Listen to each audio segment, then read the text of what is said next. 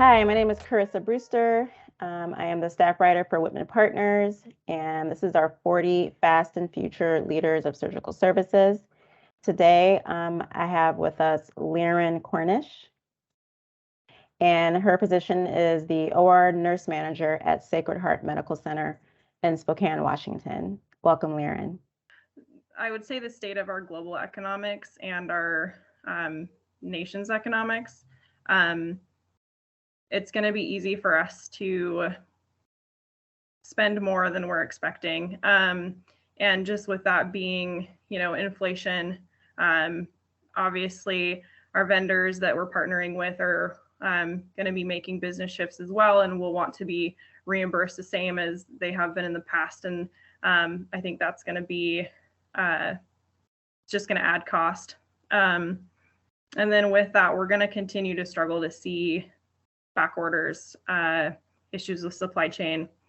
So I think creative thinking and potentially opening up the idea of not being able to store as lean as we have in the past might be something that we need to think about.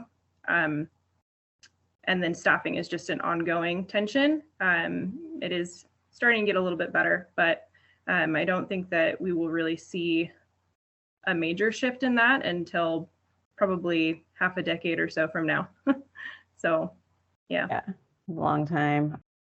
I think there's areas in the OR that maybe in the past have been positions that have been filled with individuals who are either licensed or registered, and perhaps there's openings for parts of those to be something that an entry-level employee could do, say running specimens, helping turn over rooms,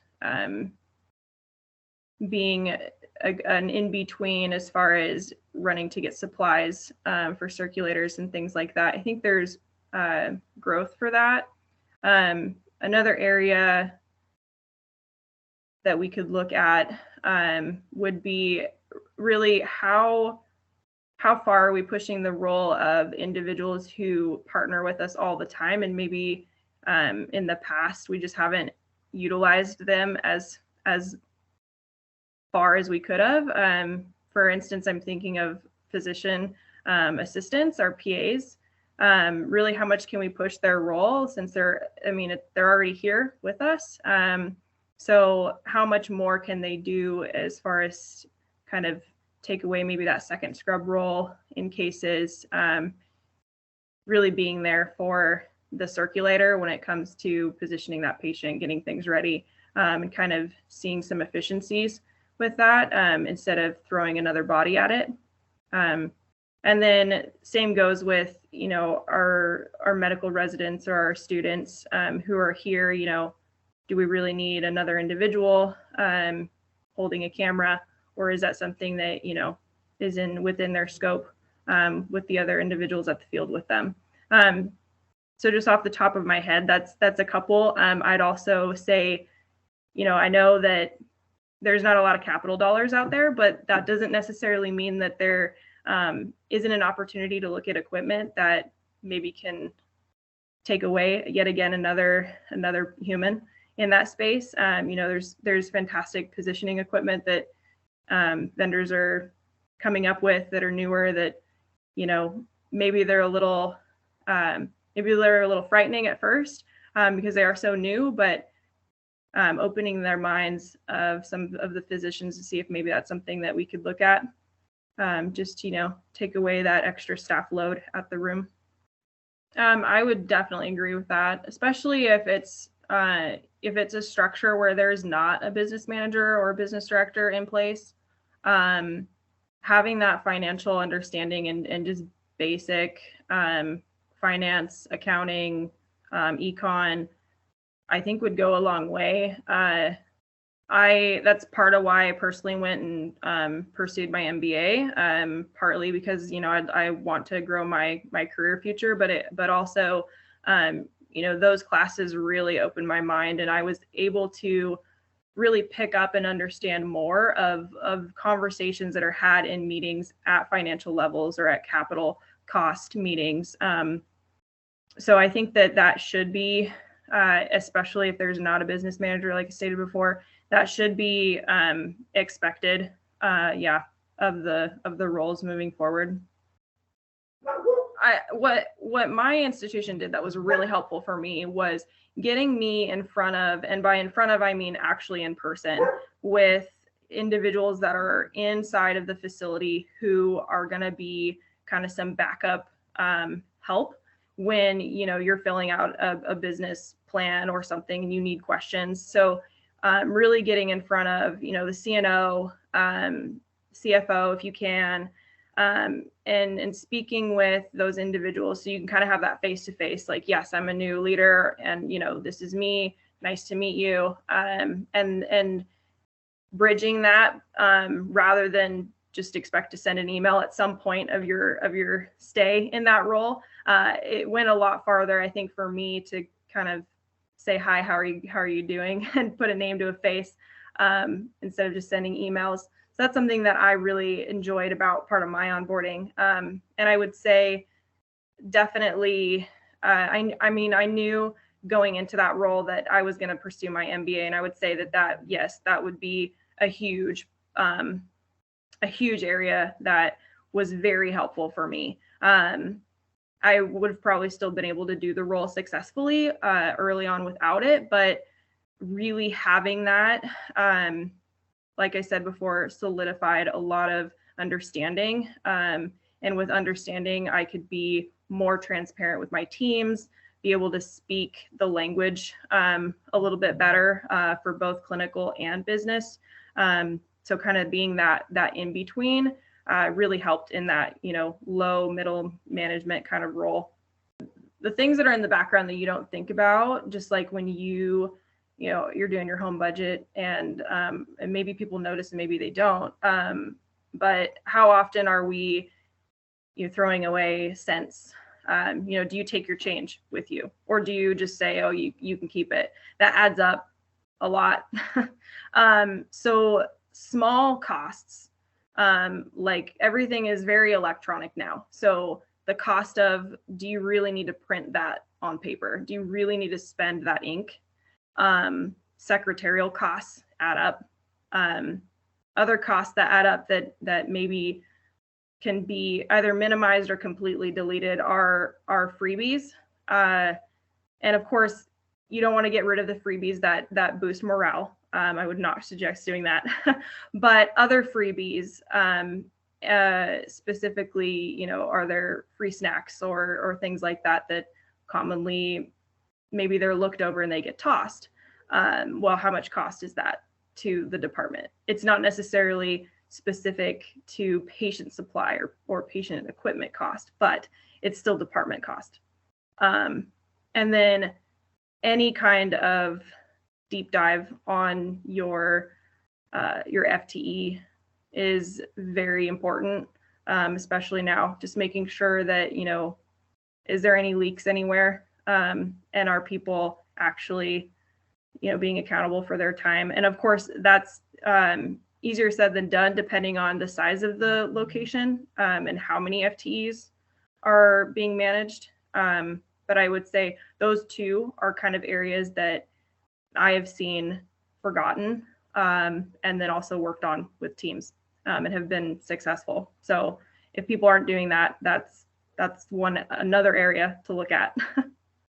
Well, I've been an OR nurse through and through from the very beginning, and it was kind of funny because I really wasn't sure if I was going to make it through nursing school because I was questioning bedside nursing from the get-go. I was like, oh no, did I pick the right program to be in, and did I choose the right path?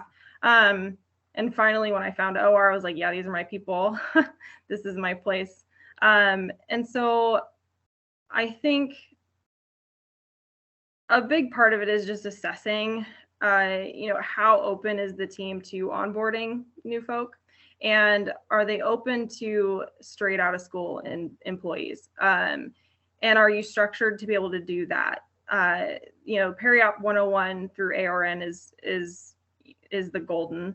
And there's several places that, offer that. And I would say that is what should be leaned on a lot. But with that, being very mindful of, it's important to get people in to shadow if that is something that you can do within guidelines of your facility. Strongly say to do that, and give those people, even though they're not your employee yet, give them as much energy as you would an employee of yours currently. The earlier you can talk to and get in front of those individuals who are even just excited about the OR, the better.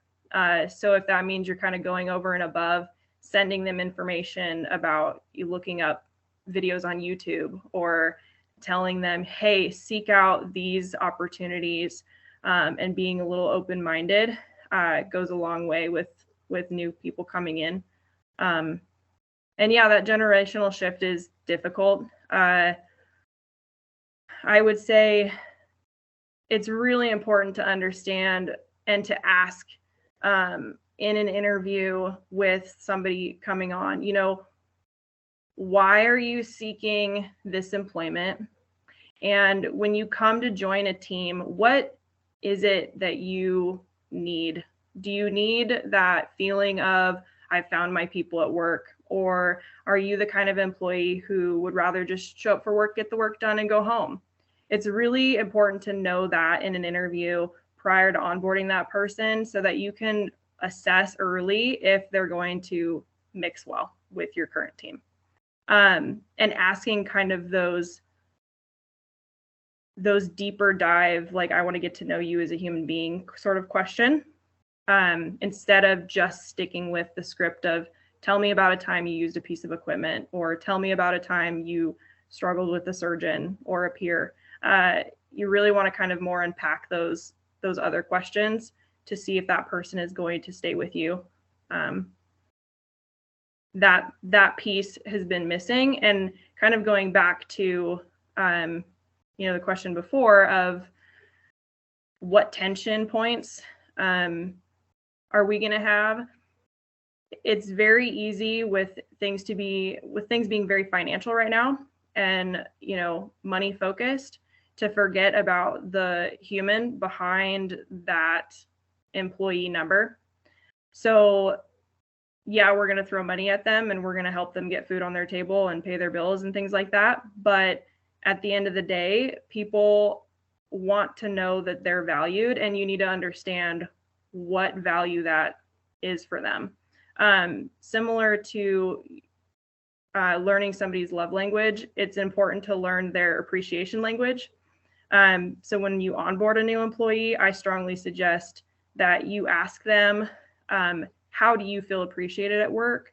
Do you feel appreciated when you do something good and it's shared with the entire group? Or do you want, individual kudos? Are you a candy person? Are you a coffee person?